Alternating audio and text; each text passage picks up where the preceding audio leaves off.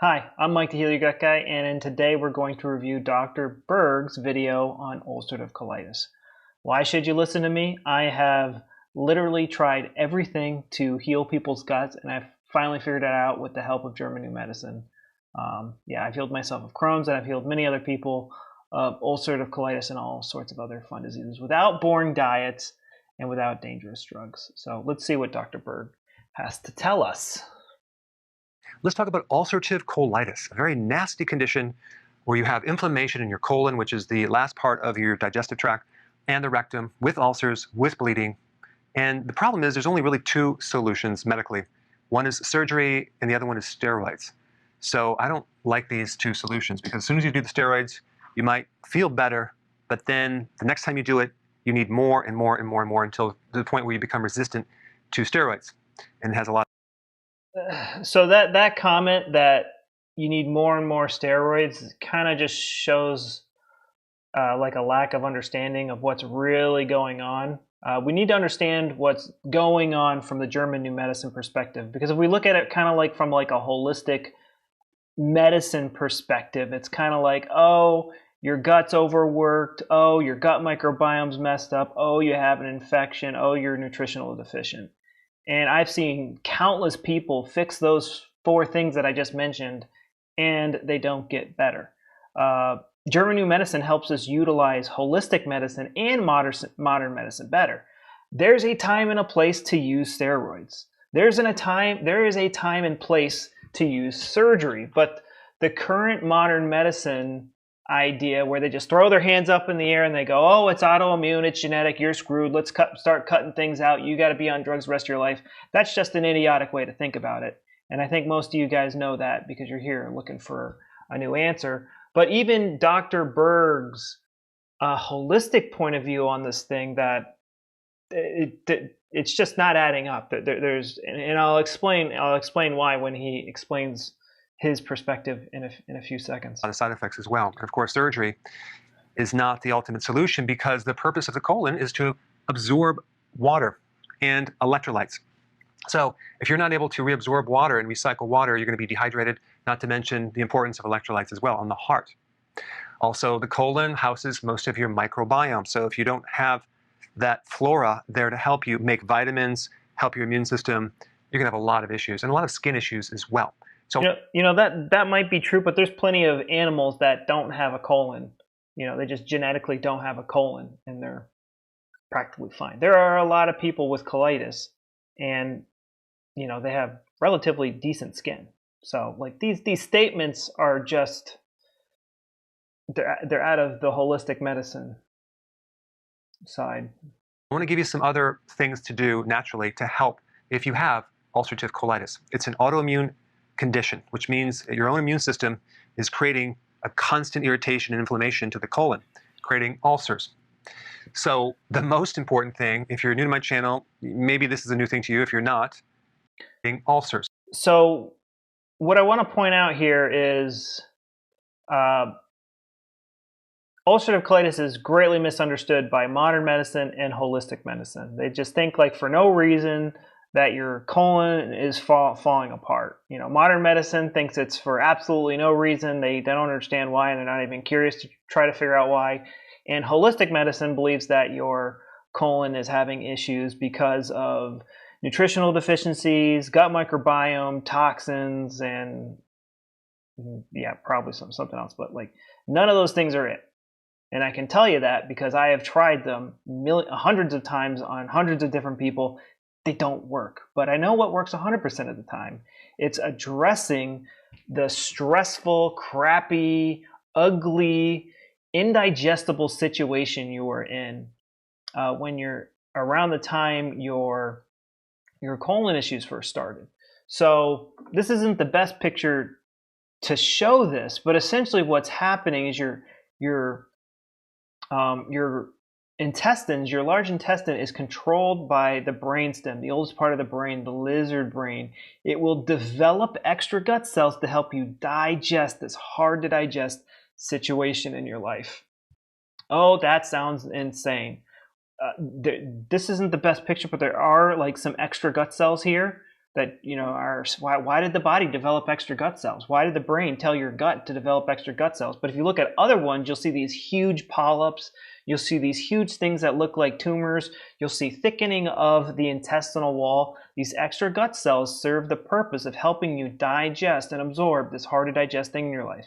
Yes, it's stupid that your body develops extra gut cells to develop to digest you know, imaginary, figurative things in your life that you can't physically digest. But, you know, that's the system we're stuck with. And so when that stressful thing gets resolved, the body gets rid of these extra gut cells. And that's when you get these nasty, you know, we're removing physical flesh from the body. So it's going to hurt. And it does this with the help of bacteria and fungi. And that's when you'll get like a bad gut microbiome test back.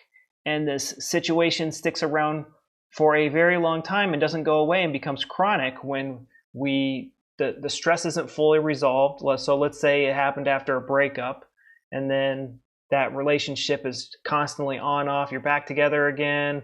You break up. You're back together again. You know, something like that can cause colitis, or you start to blame foods, and you start to develop these food phobias, and you know, not understanding your symptoms. And you know, these are all mistakes that I've encountered myself because I wasn't educated on what the body was actually doing. So having this as our foundation and understanding this can allow us to make better decisions. So let's keep on listening to Dr. Berg. So the most important thing, if you're new to my channel, maybe this is a new thing to you. If you're not, this is what you need to do: fasting. Fasting is the most important thing. When you eat 6 meals a day, this is very, very bad for ulcerative colitis because you never give it a chance to heal. So fasting. So first off, I don't recommend fasting for people with colitis and digestive issues simply because their body is starving for nutrients. Fasting usually, you know, depending on how the person interprets it, fasting usually induces this eating disorder type of behavior where, you know, I have people who literally get panic attacks when, you know, they don't eat after 6 o'clock and they get hungry, but then they eat something and then they feel guilty and then it's insane. Your body is actually starving for nutrients. It's burning through tons of nutrients. It's okay to eat whatever you want. You don't need to fast. Fasting will drop inflammation. It will increase the diversity of your microbiome, okay? Which is interesting. You're going to not feed these microbes, but then they become more diverse. They become stronger. They survive better. If you feed them too much, they get lazy and fat. Also, that's a lazy statement, but okay. So you'll have an increase in something called small chain fatty acids. And this is an anti-inflammatory compound. And it really drives me nuts the way that holistic medicine people use the word inflammation. Inflammation is the body's response to injury. It's not like this magic pixie dust stuff that just runs around your body and starts breaking stuff. Inflammation is there for a purpose. There's inflammation in your colon because your body is removing those extra gut cells and repairing the area. That's what the inflammation is there for. And there's something psychological triggering that cell proliferation and cell removal. There's no inflammation when there's cell proliferation, when there's the extra gut cells are being developed. The inflammation is only present when the body is tearing away those extra gut cells and repairing the cell wall. And the ulcers form when that process gets interrupted. It helps with insulin resistance. It helps with your immune system. So fasting is very, very important. If you're new to my channel, I put a link down below of how to do intermittent fasting and periodic prolonged fasting. Number 2, zinc. Zinc is necessary for any type of ulcers.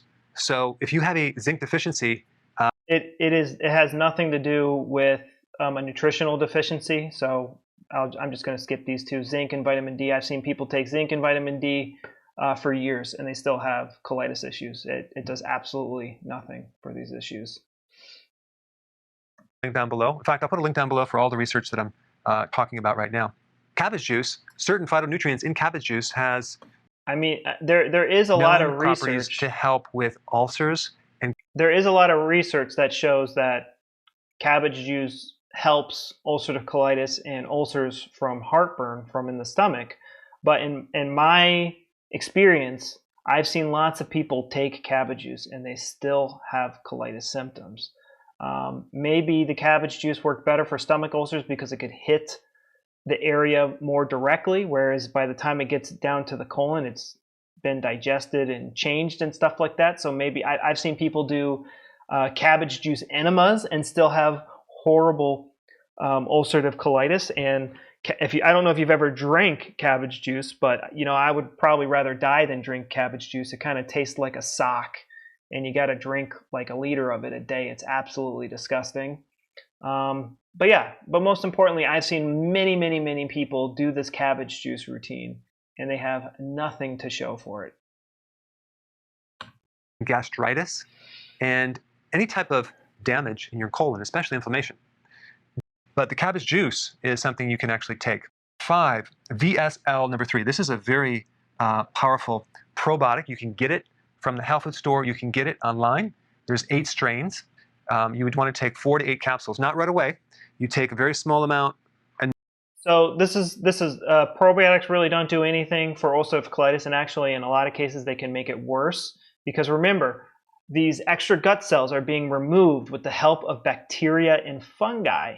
So if you're taking probiotics while you're in the middle of a flare, that means there's more bacteria and fungi in your system ripping at your flesh, and it's going to increase the symptoms. It's like a double-edged sword.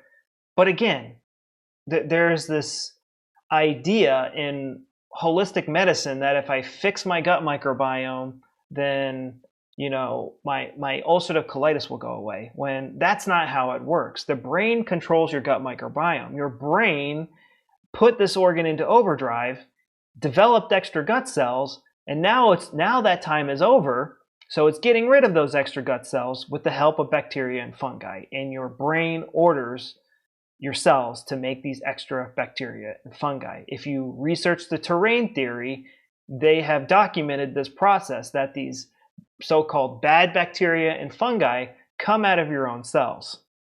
So, and I've seen this time and time again. People get the mental things right. They discover what the original conflict shock was.